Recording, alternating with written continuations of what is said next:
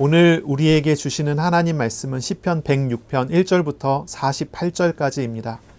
만족과 기쁨을 주시는 하나님, 세 번째 시간으로 이 제목으로 우리가 함께 하나님의 말씀을 나누겠습니다. 시편 106편을 우리가 읽었는데요. 이 시편 106편은 이 앞에 우리가 읽었었던 시편 104편, 105편과 함께 긴밀히 연결되어 있는 시입니다. 이 104편, 105편, 106편 이 세 시가 쌍둥이 같이 연결되어 있는 그런 시입니다. 과거의 역사를 통해서 드리는 고백이 이 시편 104편부터 시작해서 106편까지 쭉 이어져 가고 있습니다.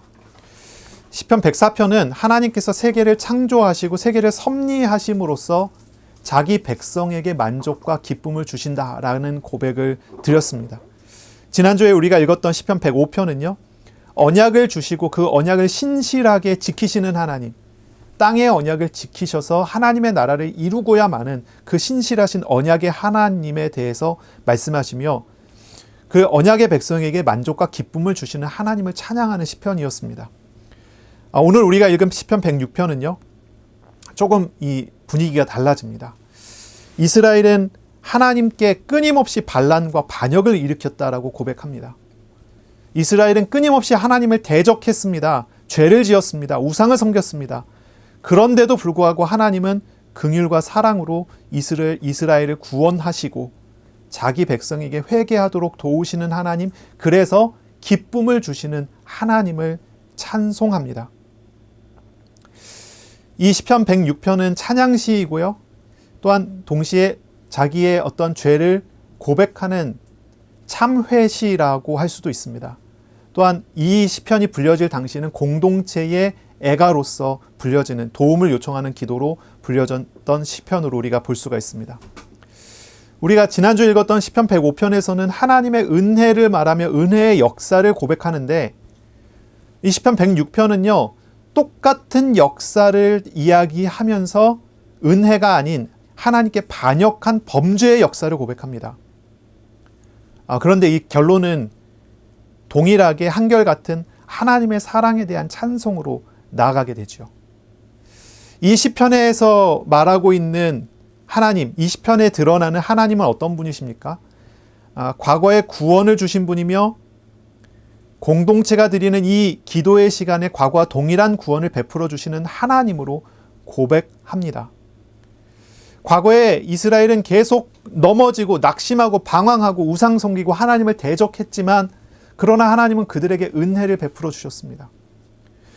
이 시편을 부르며 하나님을 찾았던 이스라엘이 동일한 고백을 드리는 거죠. 우리는 범죄하는 사람들이고 우리는 하나님을 대적하는 사람들입니다 라고 고백하면서 그러나 과거와 같이 우리를 도와달라, 우리를 구원해달라라고 하는 그런 고백을, 그런 부르짖음을 드리고 있는 시편입니다. 하나님은 과거에 역사하셨던 하나님이면서 지금도 동일하게 은혜를 베풀어 주시고 역사하시는 하나님이십니다.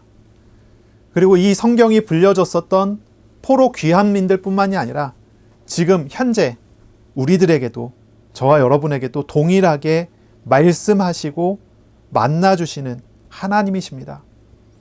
오늘 저와 여러분이 이 말씀을 통해서 변함없으신 사랑과 긍휼의 하나님을 알아가는 시간이 되고, 그래서 하나님께서 우리에게 정말로 베풀어 주시고자 하는 만족과 기쁨을 얻어가는 그런 복 있는 시간 되시기를 예수님의 이름으로 축복합니다. 아멘. 이 시편은 누가 지었을까요? 이 시편은 바로 앞에 읽었던 시편 105편과 같이 다윗의 시를 가지고 나중에 포로 후기에 편집이 되어 성경에 포함된 시편으로 우리가 생각할 수 있습니다. 역대상 16장 34절부터 36절까지를 보면 이 시편 106편의 1절과 47절, 48절과 일치하는 고백들이 담겨 있습니다. 아마 기록이 되어 있었던 다윗의 시를 포로 귀환 시기에 예배용으로 편집한 것으로 볼 수가 있겠죠. 오늘 우리는 이 시편을 통해서 우리의 실상을 보기를 바랍니다. 실상입니다. 우리의 어두운 실상, 우리의 본질을 봐야 하겠습니다. 그러면서 우리의 이 어두운 실상과 본질에도 불구하고 그 속에서 우리에게 참 만족과 기쁨을 주시는 하나님을 또한 알아가야 하겠습니다. 1절을 우리가 보겠습니다. 할렐루야 여호와께 감사하라 그는 선하시며 그 인자하심이 영원함이로다 라고 고백합니다. 시인은요 하나님의 선하심을 찬양합니다. 하나님의 인자하심, 헤세드, 사랑을 찬양합니다. 하나님은 선하신 분입니다. 우리에게 선한 일을 행하십니다. 하나님은 사랑이 많으십니다. 그래서 사랑으로 일을 행하십니다. 선함과 그 인자하심을 찬양해야 합니다. 그 선하심과 인자하심은요 영원하다라고 고백합니다. 이 영원하다라는 말은 무엇입니까? 과거에도 현재에도 미래에도 그 모든 시간과 역사를 초월하여 항상 있는 것입니다. 그런 고백입니다. 이 하나님의 선하심과 인자하심은요 과거 이스라엘 역사 안에서 입증되어 왔던 것입니다. 우리가 이 시편 106편 뒤쪽을 보면 더 잘 알지만은요 이 하나님의 사랑과 선하심과 인자하심은 아주 역설적이게도 이스라엘이 의로움이 아닌 이스라엘의 반역 속에서 더 분명하게 드러났습니다. 이스라엘이 하나님을 반역하고 하나님을 대적하고 하나님을 우상 취급하고 타락돼서 하나님을 떠나 있는 그런 상황에서도 하나님의 이 선하심과 인자하심은 한결같으셨다는 것입니다. 이스라엘의 어둠이 짙으면 짙을수록 빛이신 하나님의 은혜가 더욱 찬란하게 드러나는 것이 이스라엘의 역사 속에 나타난 하나님의 선하심과 그 사랑이다라는 거죠. 2절입니다. 누가 능히 여호와의 권능을 다 말하며 주께서 받으실 찬양을 다 선포하랴. 하나님의 권능이 너무나 크시고요. 하나님께서 받으실 그 찬양이 얼마나 많은지 다 말할 수 없고 다 선포할 수 없을 만큼 크고 많다고 말을 합니다. 하나님의 크심은 다 측량할 수가 없습니다. 하나님의 선하심과 인자하심은 측량이 되지 않습니다. 하나님의 정말 큰 은혜를 이곳에서 이들은 고백을 하는 것이죠. 로마서 5장 8절에 보면 우리가 아직 죄인 되었을 때에 그리스도께서 우리를 위하여 죽으심으로 하나님께서 우리에 대한 자기의 사랑을 확증하셨다라고 고백합니다. 선포합니다. 사람이 의인을 위해서 대신 죽는 것이 쉽지 않습니다. 그렇죠? 정말 의인이 있다고 해서 그 의인을 위해서 대신 죽겠다. 그것이 쉽지 않습니다. 그런데 죄인을 위해서 대신 죽는다. 이게 더 어렵죠. 쉽지 않습니다.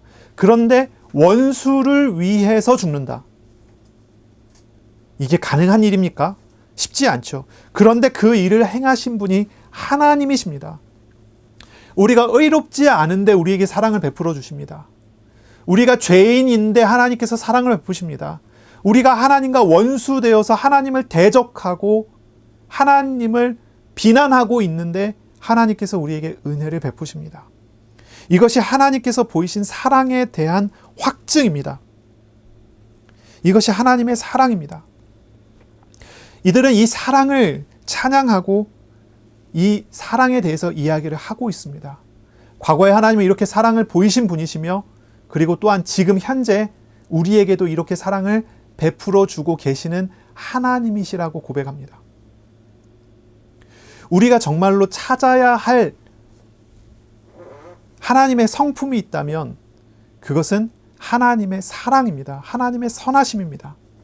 이 주간에 우리가 정말 묵상하고 응답받아야 될 부분이 있다면 하나님의 사랑입니다. 하나님이 나를 어떻게 사랑하시나 하는 것입니다. 사람들이 율법주의적인 데에 얽매이게 되면요. 하나님에 대해서 생각할 때 하나님이 무서운 하나님이 됩니다. 내가 죄를 지면 하나님께서 야단치시고 나를 벌 주시겠지라고 하는 생각에 사로잡히는 거예요. 율법을 잘 지키면 칭찬받겠지만 율법을 잘 지키지 못하면 하나님 날 때리실 거야 라는 어떤 그런 생각을 하는 거죠. 근데 하나님께서 이스라엘에게 그렇게 하십니까? 그렇게 하시지 않았습니다. 율법을 잘 지키면 칭찬하고 기뻐하시고 복을 주십니다. 율법을 잘 지키지 못하면 하나님께서 오래 참고 기다리시며 그들이 스스로 깨닫고 돌아올 때까지 하나님은 그들에게 최악의 상황을 막으시면서 그들의 현실을 알게 하시면서 그들을 부르십니다. 그 일들이 이스라엘 역사 속에 나타났죠. 내가 하나님의 사랑을 받는, 하나님의 선택받은 사람이라고 한다면 하나님은 결코 나를 포기하지 않습니다. 하나님은 결국은 우리를 선한 곳에 세우고 그 사랑 가운데서 복되게 만들어 주십니다. 그것이 역사를 통해 나타난 그 하나님의 선하심과 인자하심이 영원하신 바로 그 사실들입니다. 3절을 보겠습니다. 정의를 지키는 자들과 항상 공의를 행하는 자는 복이 있도다. 이렇게 말합니다. 이게 참 너무나 역설적이고 뭔가 이렇게 어울리지 않는 표현이에요. 역설적이고 어울리지 않습니다. 정의를 지키는 자와 항상 공의를 행하는 자는 복이 있다고 말을 합니다. 그런데 그 뒤에 보면요, 이스라엘은 단 한 번도 정의를 행하지 않았고요, 공의를 행하지 않았습니다.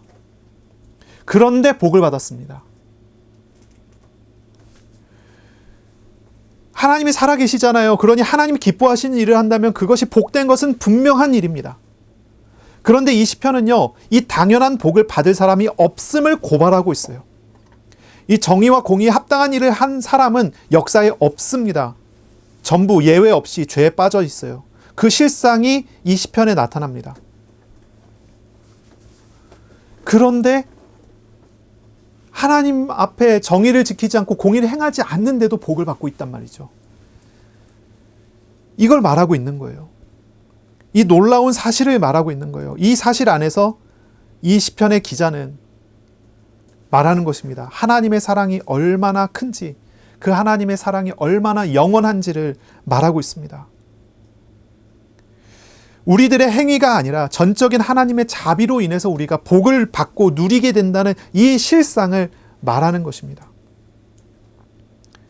4절을 보겠습니다. 여호와여, 주의 백성에게 베푸시는 은혜로 나를 기억하시며 주의 구원으로 나를 돌보사. 5절입니다. 내가 주의 택하신 자가 형통함을 보고 주의 나라의 기쁨을 나누어 가지게 하사 주의 유산을 자랑하게 하소서. 4절에 바로 말합니다. 나를 기억해 주세요. 나를 돌보아 주세요. 말합니다. 이 말은 무엇입니까? 이 정의와 공의가 나와 상관없음을 말하고 있는 거예요. 그런 정의와 공의가 있는 사람이 복된 사람인데 나는 그런 사람이 아니니 나를 도와주셔야 됩니다. 라는 고백이죠. 나를 도와주세요. 5절에 아주 중요한 표현이 나옵니다. 주께서 택하신 자가 형통합니다. 주의 공의와 정의를 지키는 자가 형통하다, 이렇게 말을 해야 되는데 그건 당연한데 그렇게 할 수 있는 사람이 없어요. 하나님이 나를 도와주셔야 돼요. 이렇게 얘기하면서 뭐라고 하냐면 하나님이 택하신 자는 형통합니다 라고 말을 해요. 하나님의 나라의 기쁨을 주십니다. 바로 그 사람은 하나님 나라의 기쁨을 누리는 사람이 됩니다. 주의 유산을 자랑하게 하소서라고 하는데요. 유산이라고 하는 말은 우리가 바로 앞편에서 이 시편 105편에서 읽었던 땅 약속 있죠. 기업입니다. 이 유산은 나하라라고 하는 단어고 기업입니다. 하나님의 기업으로 인해서 기쁨이 회복되게 해달라라고 요청하는 것입니다. 그러니 여기까지 우리가 생각해 보세요.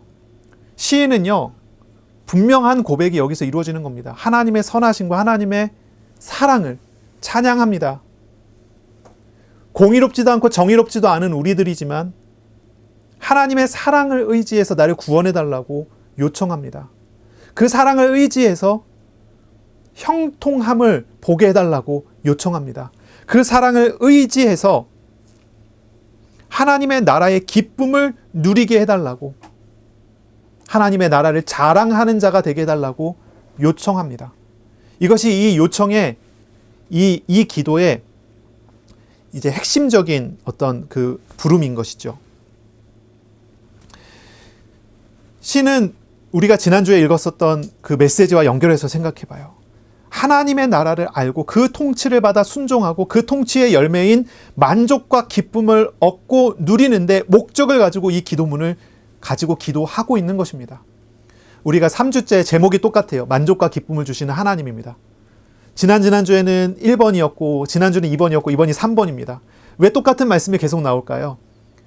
여기에 담겨져 드리는 고백들은 조금씩 달라지지만 이들이 요청하는 이 요청이 한결같은 것입니다. 하나님의 나라를 통해 하나님께서 우리에게 주시는 만족과 기쁨을 요청하는 것입니다. 오늘 저와 여러분이 하나님의 말씀을 듣고 알고 실천하고 순종함으로 하나님의 나라를 누리고 그리고 또한 하나님의 주시는 만족과 기쁨을 얻어가는 복 있는 시간이 되시기를 바랍니다. 아멘.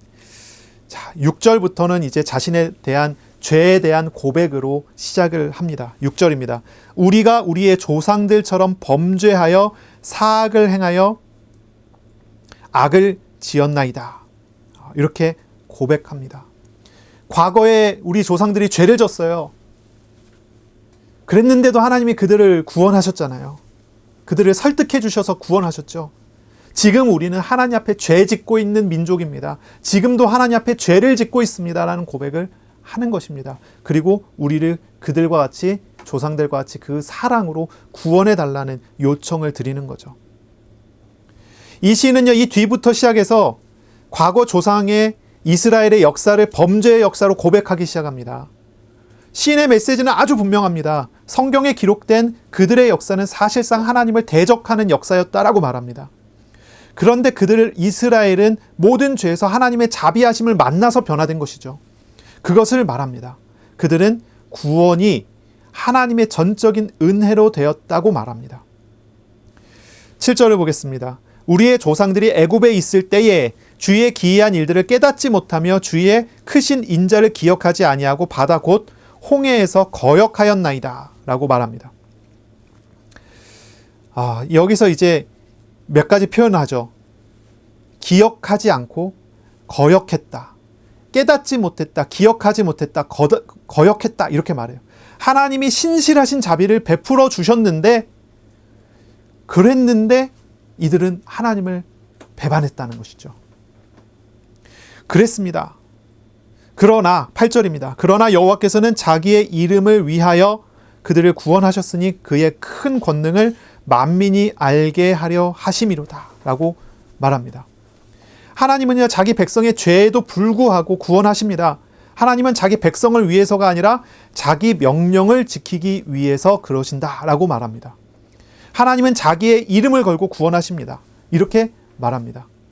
만약에 이스라엘의 의로움을 보고 구원하셨다라고 한다면 이스라엘은 절망적인 것입니다. 그렇죠? 하나님께서 사람의 의를 보고 사람의 공의를 보고 사람이 얼마나 정의로운지를 보고 또는 사람이 얼마나 간절한지를 보고 구원하신다라고 한다면 이스라엘은 절망적인 것입니다. 그들은 깨닫지 못하고 기억하지 못하고 거역한 백성들입니다.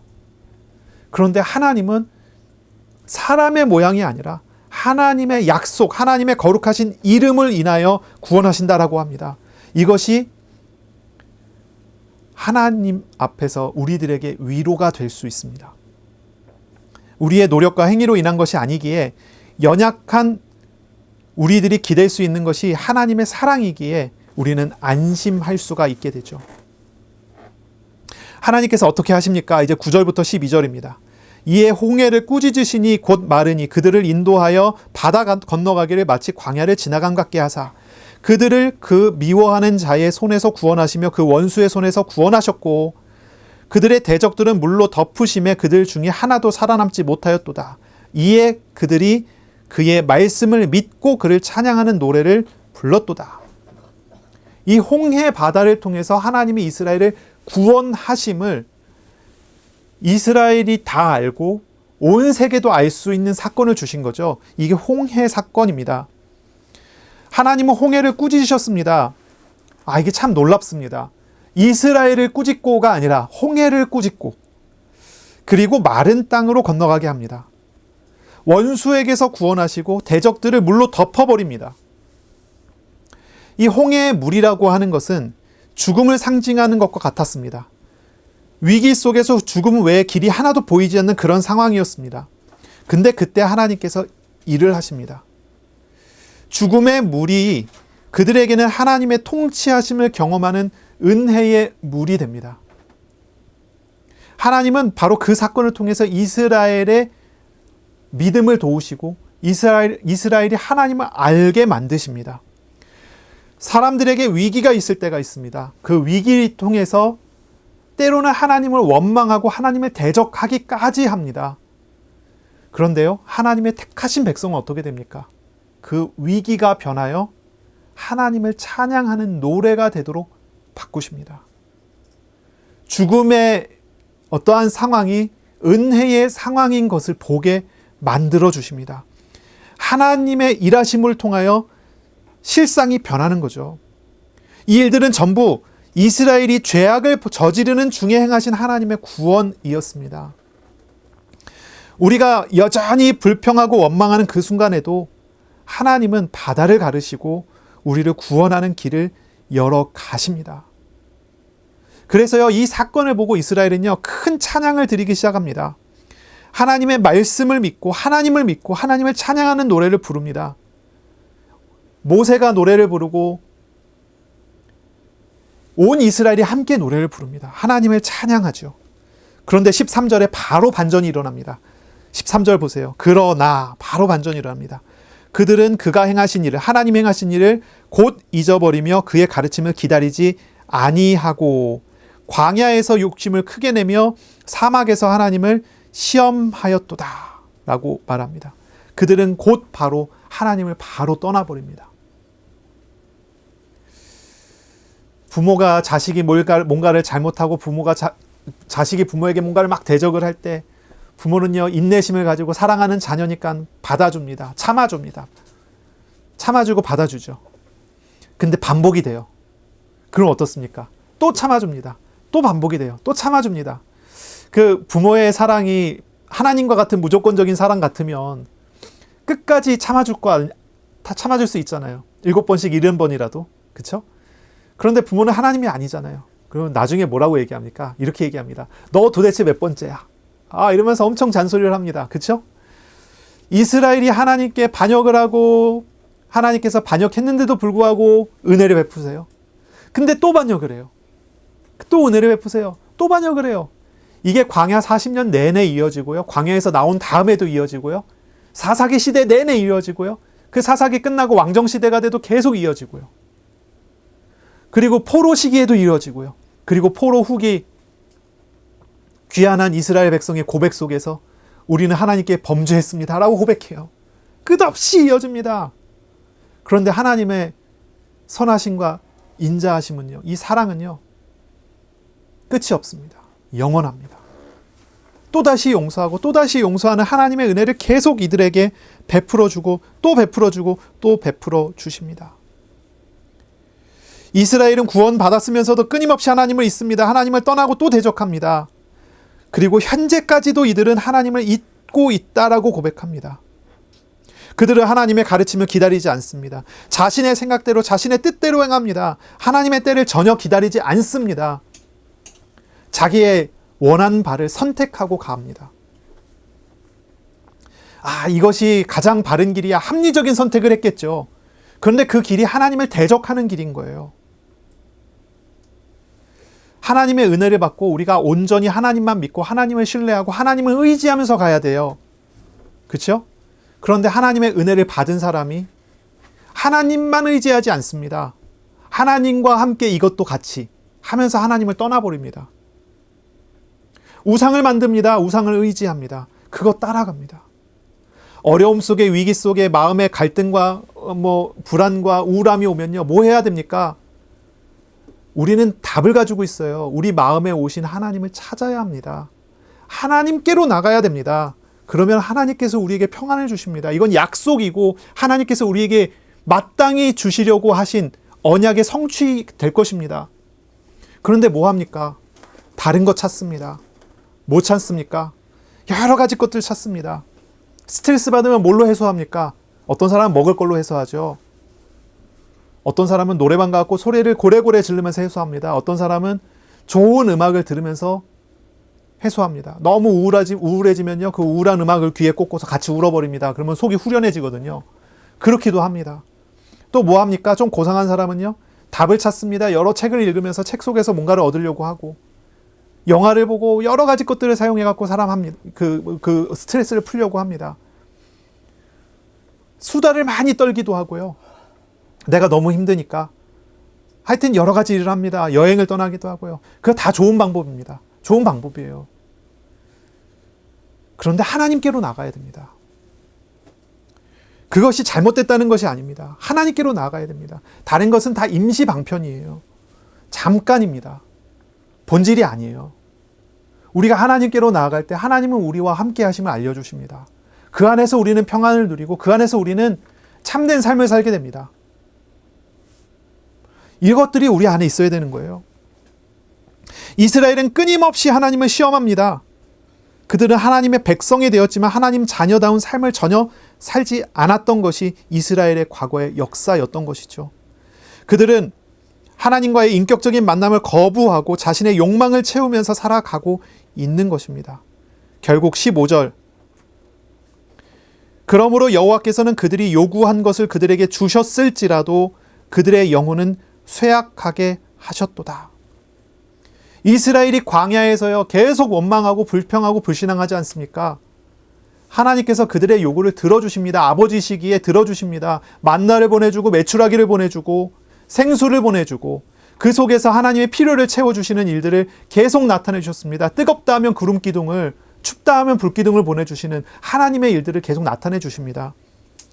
그러나 하나님께서 그들에게 그 요구를 다 주셨는데 그들의 영혼은 점점 더 쇠약해져가는 결과만 같습니다. 그들에게는 진정한 만족과 기쁨이 없습니다. 점점 하나님과 멀어져 가고만 있을 뿐입니다. 이것이 그들이 광야에서 방황한 근본적인 원인입니다. 하나님을 떠남으로써 자기를 세우기를 원하는 상태, 불신앙으로 자기 자신을 채우고 자기 생각을 버리지 않으려고 하는 그런 상태만 가지고 하나님께 요구합니다. 하나님의 응답이 나타난다고 해서 그것이 하나님의 뜻이겠습니까? 그 하나님의 응답을 통해서 말씀하시는 하나님을 만나야 되는데 그 응답을 우상 삼아 붙잡을 뿐입니다. 그 영혼은 점점 쇠약해져 갈 뿐이죠. 죄가 무엇입니까? 죄는요, 하나님과 방향이 틀어지면 죄라고 합니다. 이게 이제 하마르티아라고 하는 단어죠. 관역에서 벗어나다. 이것입니다.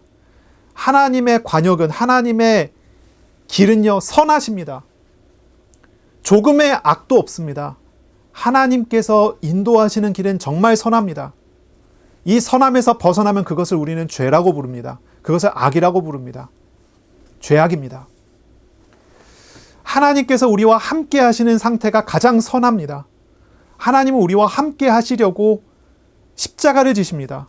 그것이 하나님의 방법이고 하나님의 길입니다. 우리와 동행하고자 하십니다. 그런데 하나님과 동행하지 않으려 해요. 하나님을 찾지 않습니다. 하나님을 채우지 않습니다. 하나님과 상관없이 다른 것이 채워집니다. 우상을 채웁니다. 이것을 우리는 죄라고 부릅니다. 하나님을 찾지 않는 행위는 우상으로 만족하고 있다는 그런 뜻입니다. 주님 말씀하시죠. 자기를 부인하고 자기 십자가를 지지 않는 사람은 주님을 따르지 못한다고 합니다. 죄에서 돌이켜야 됩니다. 우상을 버려야 합니다. 자신을 사랑하는 마음을 내려놓고 하나님 바라보는 것입니다. 하나님 따라갈 때 그것이 예수님을 따르는 것입니다. 그것이 은혜입니다. 어떻게 하면 우리가 죄를 버릴 수 있습니까? 어떻게 하면 우상을 버릴 수 있습니까? 그것은 하나님께서 은혜 주시면 됩니다. 그리고 우리는 은혜를 이미 받은 사람입니다.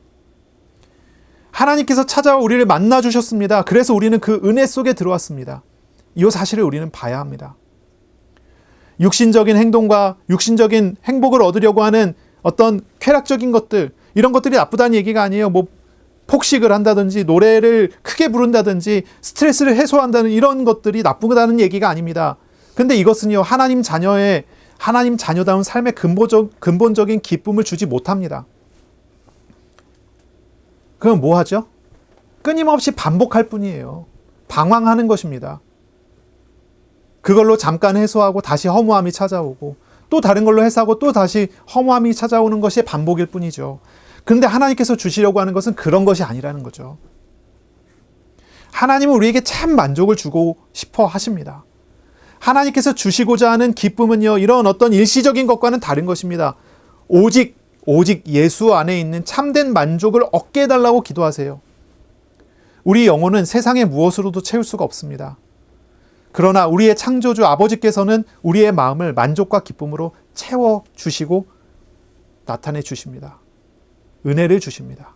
그 하나님을 찾는 마음, 이것이 우리가 나아가야 될 길이 될 것입니다. 16절부터 시작해서 46절까지는요. 이스라엘의 반역의 역사를 하나하나 이야기하기 시작합니다. 이렇게 많이 반역을 했는가? 이런 게 나타나요. 사실 이거 말고도 하나님을 반역한 일이 너무나 많은데 대표적인 것만 모아놓은 것이 이것일 뿐입니다. 16절부터 18절까지는 보면은 광야에서 일어난 반란입니다. 다단과 아비람이 고라와 함께 250명이 모세와 아론을 대적해서 일어났습니다. 이건 출애굽기에 나타난 반란 중에 최대의 반란이었습니다. 이 다단 아비람과 고라는요, 모세와 아론을 대적합니다. 사실 그들이 대적한 것은 모세와 아론이 아니라요, 모세와 아론을 세우신 하나님을 대적한 것입니다. 하나님의 질서를 이렇게 뒤집어 엎은 거죠. 그들은 말했습니다. 출애굽이 구원이 아니라 자신을 광야에서 죽이는 것이다 라고 외치면서 왜곡하면서 외치기도 했습니다. 그때 하나님은 다단과 아비람의 발 아래 땅을 갈라지게 하고 불을 보내십니다. 그들은 생매장되었습니다. 그들이 외치는 대로 광야에서 죽음을 맞이하게 됐죠. 19절부터 23절은 금송아지 사건을 말합니다. 금송아지를 만들어 놓고 이 금송아지가 우리를 저 애굽 땅 종되었던 곳에서 구원해낸 하나님 여호와다라고 하고 금송아지에게 이름을 여호와라고 붙였습니다. 그리고 금송아지를 섬깁니다. 하나님을 우상 취급한 사건입니다.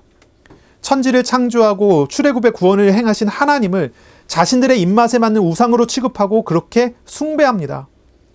그들은 하나님의 거룩도 잊어버리고 하나님의 자녀된 신분도 잊어버립니다. 구원 사건의 의미도 고의로 바꿔버립니다. 그들이 다 광야에서 죽게 되어지는 그런 상황에서 그러나 오직 모세만이 하나님께 온전히 자신을 드렸습니다. 하나님께서 백성들을 멸하시지 않은 이유는 모세가 자신의 몸을 들여서 기도했기 때문입니다. 이 일들을 보세요. 이스라엘의 태도를 보세요. 그들이 정말 구원받을 만합니까?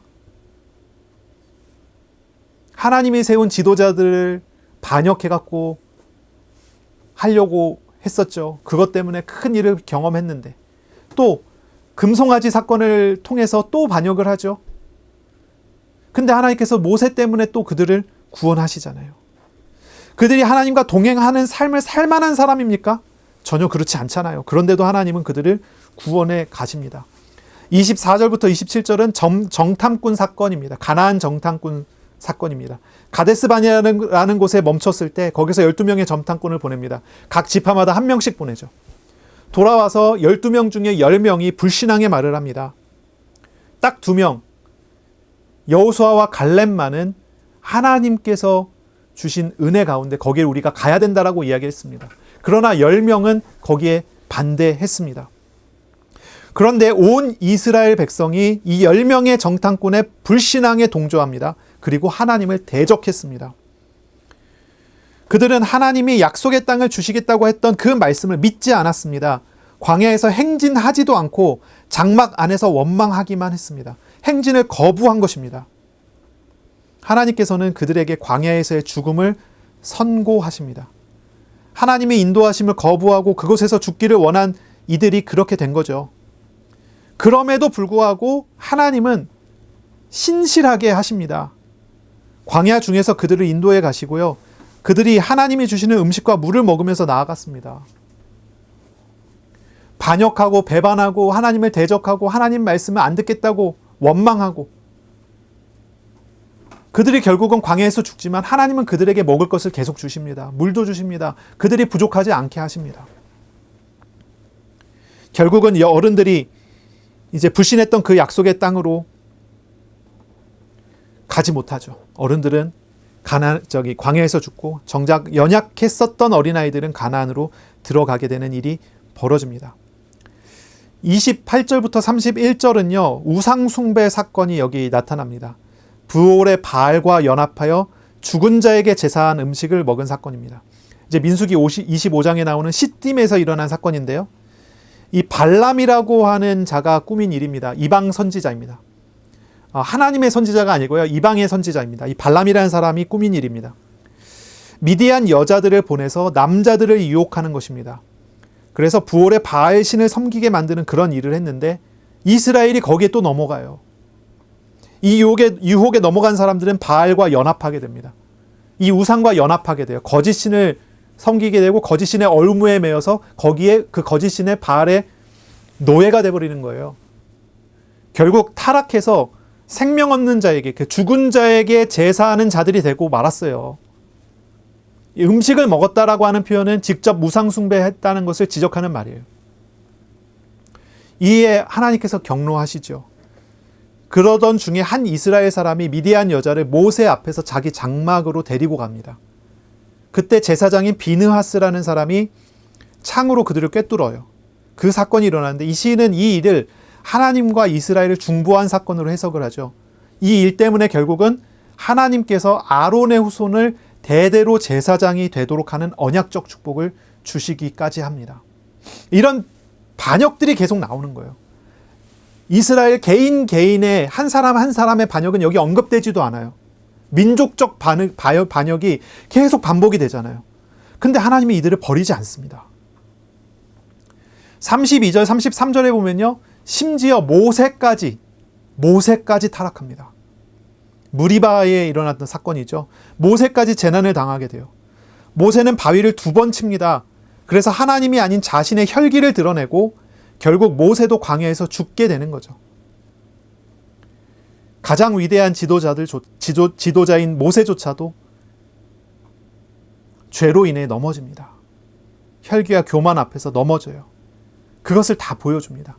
온 이스라엘이 다 배반했는데 모세만은 안 그랬는데 모세까지도 하나님을 배반하는 거예요. 이런 장면들이 계속 이어져 갑니다. 그러다 이제 가나안 땅에 들어가게 되죠. 34절부터 39절은 가나안 땅에서 이루어진 우상 숭배를 말합니다. 하나님께서 주신 명령이 있는데 그 명령을 이스라엘이 지키지 않습니다. 하나님은 말씀하셨어요. 이방인들을 모두 없애야 된다고 얘기했어요. 그 없애야 된다는 의미는 무엇이냐면 우상이 그 땅에서 끊어지도록 해야 된다는 의미입니다. 이방인들을 다 죽이든지 쫓아내든지 아니면 그 땅에 살고 있는 사람들은 하나님을 믿도록 개종시켜야 됩니다. 그래서 그 땅에서 하나님 찬양이 되고 그 땅이 그리스도께서 오실 땅으로서의 기업을 지켜야 됩니다. 근데 그들은 그 땅을 정복해 들어갔으면서도 그 땅의 우상이 끊어지도록 하지 못했습니다. 이유는 분명했죠. 노예로 삼아 우리가 우리 필요한 대로 이방인들을 쓰겠다. 그랬으면 노예로 삼으려면 개종시켜야 되잖아요. 그것도 아니에요. 그냥 우상 숭배하도록 합니다. 결국 그 결과 어떻게 됩니까? 이방과 이스라엘이 섞입니다. 이스라엘이 이방인들의 우상을 섬깁니다. 결국 그것이 이스라엘에게 올무가 됩니다. 그리고 아주 심각한 사건이 일어나죠. 37절, 그들이 그들의 자녀를 악귀들에게 희생 제물로 바쳤도다. 유아 제사 행위가 나타나요. 자기 자녀를 죽여서 제물로 드리는 행위, 이 몰렉에게 드리는 제사가 이스라엘에게 행해집니다. 이스라엘 사람들이 그 일을 하는 거예요. 하나님은 사람에게 인신제사를, 사람을 죽여서 바치는 제사를 요구하지 않습니다.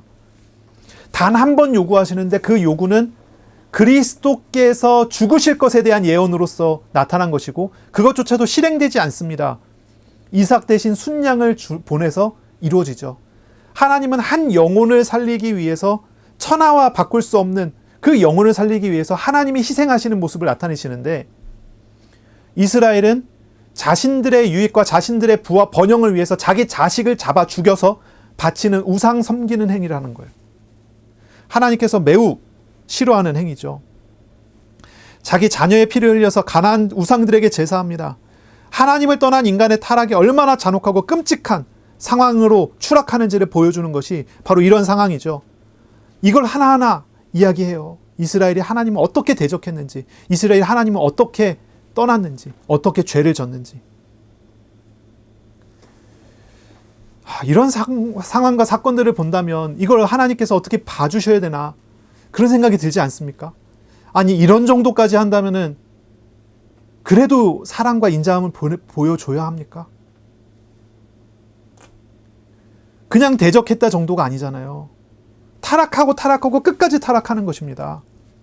그런 모습을 아주 여실히 보여주고 나타내요. 하나님 말씀은 거역하고 자신의 유익을 위해서 모든 것 다 할 수 있는 것입니다. 하나님을 대적하고 하나님이 세운 지도자를 대적하고 자기 자녀조차도 죽여서 피 흘려 우상에게 제물로 드리고 자기가 복받기 위해서. 40절부터 46절은요. 사사시대 왕국시대의 상황입니다. 여기에는 이런 상황이 나타납니다. 이방인들이 커집니다. 하나님과 동행하는 이스라엘이 하나님과 동행했기에 강했거든요. 하나님을 그들이 떠나고 우상 섬기기 시작하면서 하나님께서 그들에게 침묵하십니다. 오래 참으시죠. 그러니 당연히 이방 민족에게 정복을 당하고 압박을 당하고 압제를 당하고 고통을 당합니다. 그러면 그들이 부르짖습니다. 도움을 요청합니다. 회개하는 것이 아닙니다. 그냥 아프다고 외치는 소리입니다. 그런데 하나님은 그 소리를 듣기 힘들어 그들을 다시 구원하는 일을 나타냅니다. 구원받으면 또 하나님을 섬겨야 되잖아요. 구원받았으니까 이제 편안해졌거든요. 다시 하나님을 떠나서 자기 원하는 것을 하기 시작합니다. 우상 섬기는 거죠. 그러면 또 정복을 당해서 악쓰며 울부짖어요. 그러면 하나님 또 그를 구원해요. 하나님이 누구신지 알려줘요.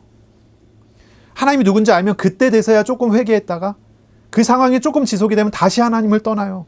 이거 계속 반복하는 게 사사시대 왕국시대예요. 하나님의 백성이 이렇게 계속 하나님을 반역하는데 하나님께서 계속 그를 구원해요. 이렇게 고집스러운 백성을 계속 구원하시는 하나님의 행위를 한번 생각해 보세요. 인과관계나 사람의 논리로 이걸 이해하기가 쉽지 않습니다. 어떻게 이럴 수가 있을까? 그런데 하나님은 그 일을 행하십니다.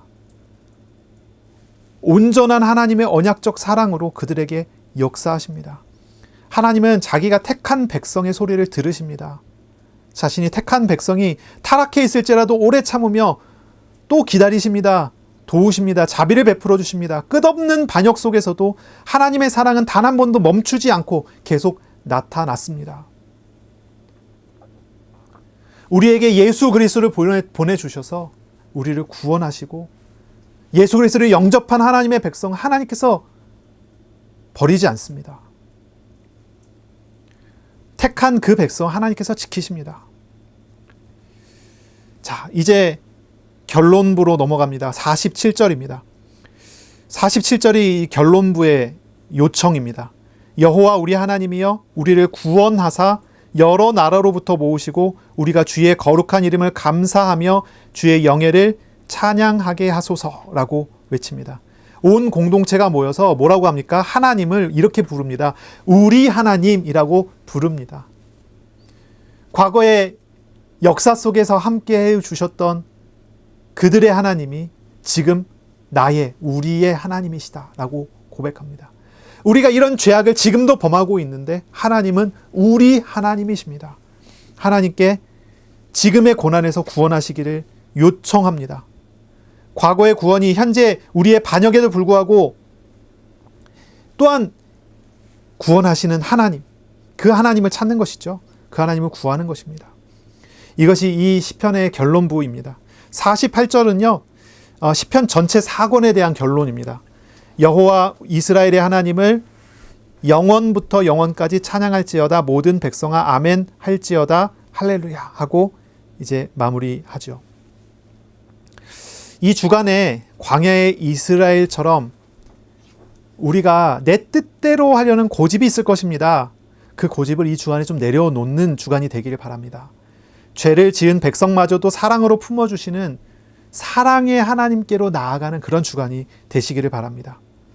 이번 주간에 헛된 것에 마음을 쏟아서 마음이 쇠약해지는 그런 길을 걷지 마시고 오직 예수 그리스도 안에서 하나님이 주시는 진짜 만족과 기쁨을 누리는 시간, 그 참 승리를 누리는 시간이 되시기를 예수님의 이름으로 축복합니다. 아멘. 이 주간에 말씀을 따라서 기도하세요. 말씀을 읽고 말씀을 따라서 기도하세요. 이 106편을 소리내 읽으면서 기도하세요. 우리와 동행하시는 하나님을, 이 하나님을 알게 해달라고 기도하세요. 이스라엘이 찾고 만났던 하나님을 알게 해달라. 그 하나님이 나의 하나님, 우리의 하나님이라는 사실을 알게 해달라고 기도하세요. 어려운 일, 질병, 시험 이런 문제들 속에 있는 분들이 있습니까? 그러면 그 문제를 가지고 기도하세요. 이 시인이 외치듯이 하나님의 선하심과 인자하심은 영원합니다. 그 영원하신 하나님을 기억하고 알기를 구하세요. 그 하나님을 경험하기를 구하세요. 과거에 이스라엘을 구원하시고 동행하신 하나님께서 우리의 삶의 그 사랑과 선하심을 나타내 보여주실 것을 믿습니다. 이 주간에 기도하며 나아가는 주간이 되시기를 바랍니다. 기도하겠습니다. 하나님 감사합니다. 만족과 기쁨을 주시는 하나님에 대해서 우리가 또한 말씀을 통해 알게 되었고 배우게 되었습니다. 이 주간 하나님의 그 선하심과 인자하심이 우리들에게서 경험되고 또 알아지는 시간 될 수 있도록 복을 내려 주옵소서. 우리의 죄악과 우리의 연약함에도 불구하고 하나님의 사랑이 언제나 우리에게 오고 있다는 사실을 알고 주님으로 기뻐하며 주님으로 만족하는 복된 시간 되게 이끌어 주시옵소서. 감사합니다. 예수님의 이름으로 기도합니다. 아멘. 우리 구주 예수 그리스도의 은혜와 하나님 아버지의 사랑하심과 성령님의 교통하심이 이제로 영원까지 항상 함께 있을지어다. 아멘.